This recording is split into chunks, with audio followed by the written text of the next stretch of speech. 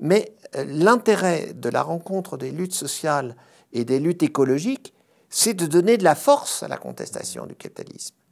Aujourd'hui, par exemple, on ne le dit pas assez parce que les médias aujourd'hui, en France, à l'âge du mouvement ouvrier là, engagé par les cheminots qui défendent le service public, il faudrait mettre en jeu aussi une conception écologique. Le coût écologique d'un autocar est incomparable par rapport au coût écologique d'un train.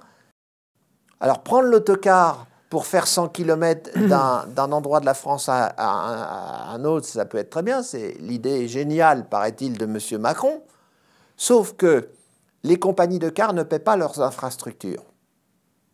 Contrairement à la SNCF, qui doit assumer l'entretien de son réseau ferré de France. Sauf que les cars polluent beaucoup plus, que l'encombrement des routes crée beaucoup plus d'accidents.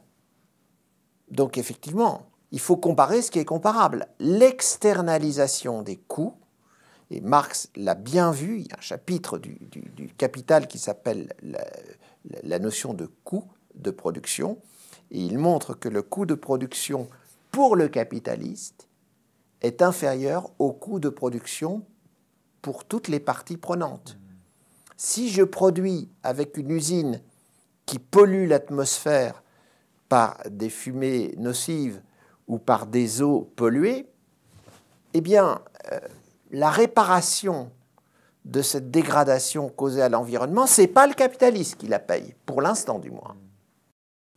Je crois que François Ruffin avait commencé à le faire. Il me semble qu'il a analysé le rapport Spinetta. Il a décompté que le terme compétitivité de mémoire apparaît 86 fois dans le rapport et celui écologie, changement climatique, Jamais. zéro. Une fois, donc